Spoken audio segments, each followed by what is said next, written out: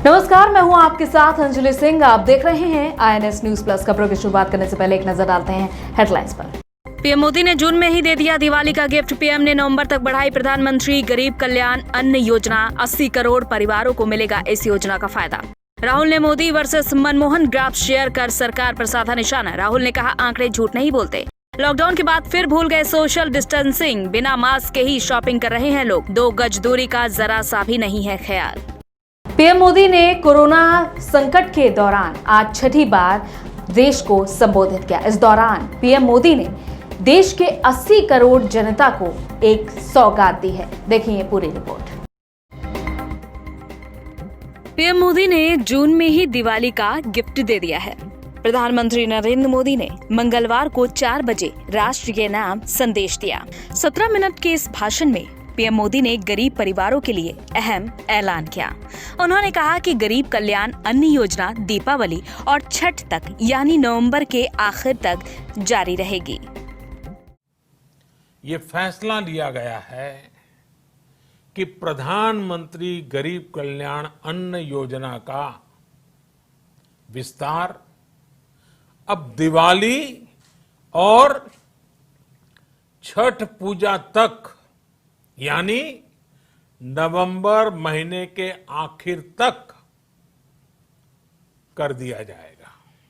यानी 80 करोड़ लोगों को मुफ्त अनाज देने वाली ये योजना अब जुलाई, अगस्त, सितंबर, अक्टूबर, नवंबर में भी लागू रहेगी।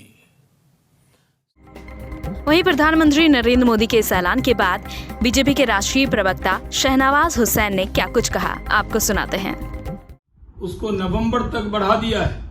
अब जो व्यक्ति अपने घर पे है या कहीं अन्य राज्य में भी है, उसके राशन कार्ड पर ऐसे 80 करोड़ लोगों को ये योजना विस्तारित कर दी गई है। अब ये 5 महीने के लिए और बढ़ा दी गई है नवंबर तक। ये बड़ी घोषणा है। पीएम मोदी ने अपने भाषण में लोगों से अनलॉक के दौरान अतिरिक्त सतर्कता बरतने की भी अपील की। उन्होंने कहा कि अब मौसम ऐसा है जब सर्दी जुकाम बढ़ता है। हमें जब ज्यादा सतर्क रहने की जरूरत है तब हम ज्यादा लापरवाह होते जा रहे हैं। मास्क, गमछा, फेस कवर और सोशल डिस्टेंसिंग जरूरी है। हम उस मौसम में भी प्रवेश कर रहे हैं जहां सर्दी, जुकाम, खांसी, बुखार, ये सारे न जाने क्या क्या होता है, ये मामले बढ़ जाते हैं। ऐसे में मेरी आप सभी देशवासियों से प्रार्थना है कि ऐसे समय अपना ध्यान रखिए।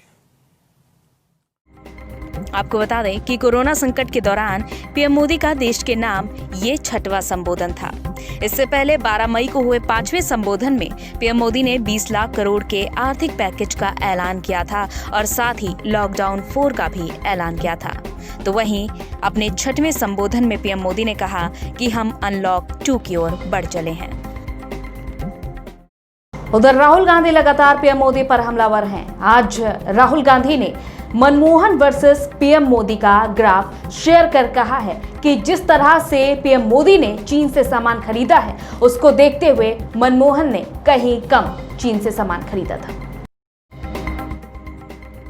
भारत और चीन के बीच चल रही तनातनी को लेकर राहुल गांधी लगातार केंद्र की नरेंद्र मोदी सरकार को घेर रहे हैं। वह रोज ट्विटर के जरिए केंद्र सरकार पर निशाना साध रहे हैं। चीन के 59 ऐप को भारत में बैन करने के सरकार के आदेश के अगले ही दिन एक बार फिर राहुल गांधी ने मोदी सरकार पर हमला किया है। दरअसल राहुल गांधी ने ग्राफ में पूर्व पीएम मनमोहन सिंह और पीएम मोदी के कार्यकाल के दौरान चीन से खरीदे जाने वाले सामानों का तुलनात्मक ग्राफ शेयर किया है। ग्राफ शेयर करने के साथ साथ राहुल ने लिखा कि आंकड़े झूठ नहीं बोलते।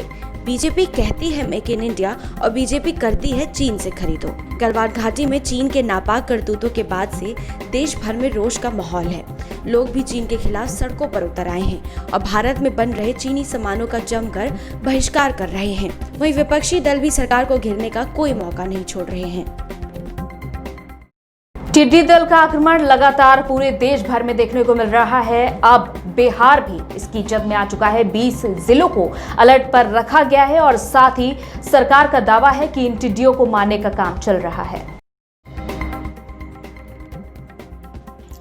बिहार के किसानों के लिए टिड्डी दल अब मुसीबत बनते जा रहे हैं। राज्य में टिड्डी दलों के घुसने के बाद 20 जिलों को अलर्ट पर रखा गया है। इस बीच हालांकि सरकार का दावा है कि टिड्डियों को मारने का काम चल रहा है। अलर्ट घोषित किए गए सभी जिलों को विशेष सावधानी बरतने के निर्देश दिए गए हैं। इस बीच कृषि विभाग ने टिड्डियों को मारने के आदेश दिए हैं। एक अनुमान के मुताबिक पटना पहुंचे टिड्डी दल में 50,000 से ज्यादा, जबकि भोजपुर पहुंचे टिड्डी दल में 60,000 से ज्यादा टिड्डियों के होने का अनुमान जताया जा रहा है। टिड्डी दलों के आगमन के बाद किसानों के धान के बिचड़े को लेकर चिंता बढ़ी हुई है। राज्य के पूर्वी चंपारण, मुजफ्फरपुर, भोजपुर, पटना, जहानाबाद, नालंदा, नवादा जिले को हाई अलर्ट पर रखा गया है।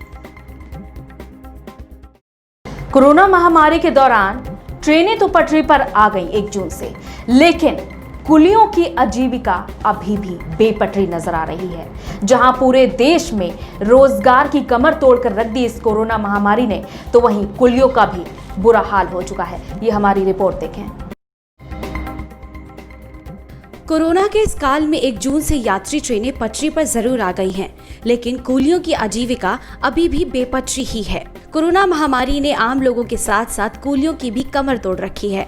दरअसल नई दिल्ली रेलवे स्टेशन पर 1237 कुली काम करते हैं, जिसमें से इस समय करीब 250 से 300 कुली ही रेलवे स्टेशन पर काम कर रहे हैं और पहले की तरह देश के अलग अलग हिस्सों से आने वाले यात्रियों का बोझ उठा रहे हैं। लेकिन जिस आस के साथ काम पर जाते हैं, लेकिन वैसा नहीं हो रहा है। पूरा दिन निकल जाता है, लेकिन 200 रुपए ही कमा पा रहे हैं। पैसेंजर आ क्या रहे हैं, पैसेंजर तो बस अपना एक सिंगल बैग, पर्सनल बैग लेके आ रहे हैं, जो भी आके उठा के चल देते हैं। कल सुबह आया था, जब मैं सुबह 7 बजे का आया था, तो दोपहर को 2 बजे जाके भौनी की थी 100 रुपये की। अच्छा, दोपहर पे। तो इसमें क्या बताएं, तो कोरोना काल में सारी पब्लिक जो अब निकल तो रह नहीं रही, हमारा भी थोड़ा गुजारा नहीं हो रहा। पहले कमा लेते 500-700 रुपये पर डे का, अब 200-300 रुपये कमाते हैं और अब उनसे क्या है, अपना खर्चा चलाएं कि घर का खर्चा चलाएं कि रूम मालिक को दें। दरअसल कोरोना के चलते और रेलवे स्टेशन पर लिफ्ट और एस्केलेटर की सुविधा दिए जाने की वजह से भी कुलियों की आमदनी पर काफी फर्क पड़ा है और यात्री अब अपना सामान खुद उठा कर ले जाते हैं, जिससे कुलियों को नुकसान हो रहा है। हालांकि अभी तक एक भी कुली कोरोना से संक्रमित नहीं हुआ है, क्योंकि ये लोग नियम कायदे का अच्छे से पालन कर रहे हैं। वही देखने वाली बात है कि जिस तरह से कोरोना केसेस शुरुआती दौर में बढ़े थे, उसके बाद से लोगों ने सोशल डिस्टेंसिंग और तमाम तरह की सावधानी बरतनी शुरू कर दी थी। लेकिन जैसे जैसे कोरोना मामले लगातार बढ़ते जा रहे हैं, लोगों ने सोशल डिस्टेंसिंग और तमाम सावधानी को लापरवाही में तब्दील करना शुरू कर दिया है। देश भर में अनलॉक 2 को लेकर भी गाइडलाइंस जारी हो चुके हैं, लेकिन जैसे जैसे कोरोना महामारी और तेजी से पैर पसार रहा है, वहीं अब लोग भी सरकार की ओर से जारी नियमों की धज्जियां उड़ा रहे हैं। राजधानी दिल्ली के लोग फिर से सोशल डिस्टेंसिंग सहित अन्य सावधानियों के प्रति लापरवाह नजर आने लगे हैं। सड़कों पर राहगीरों से लेकर वाहनों की लंबी कतारें देखने को मिल रही हैं। ऐसे में 2 गज की दूरी के नियम की तो धज्जियां ही उड़ गई हैं। मार्केट में तो सोशल डिस्टेंसिंग का पालन ये समझे कि ना के बराबर हो रहा है। कोई किसी चीज़ पे कोई ध्यान नहीं रखा। सड़कों पर भी लोग बिना मास्क के, बिना किसी को घूमते नजर आ रहे हैं। अगर मैं बात करूं, आप बतौर शॉप चला रहे हैं, अगर आप आपके शॉप की बात करें तो किस तरीके से आप इसको मेंटेन कर रहे हैं? हमारी शॉप का तो ये है कि कस्टमर आते हैं, कस्टमर के साथ एक ही आदमी डील करता है और हम जितना हो सके उन्हें हम खुद ही उनसे दूर दूर रहते हैं।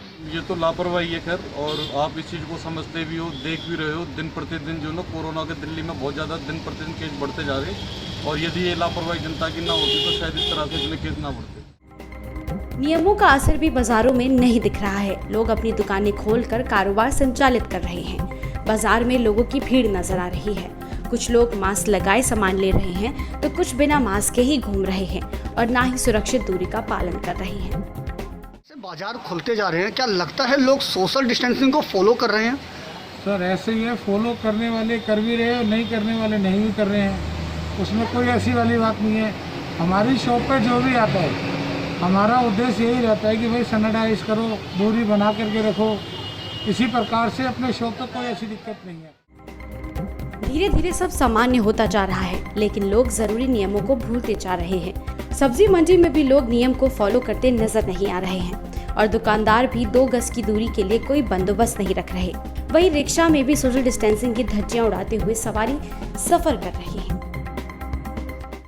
इसी के साथ INS न्यूज प्लस की खास खबरों में फिलहाल इतना ही। इजाजत दीजिए, नमस्कार।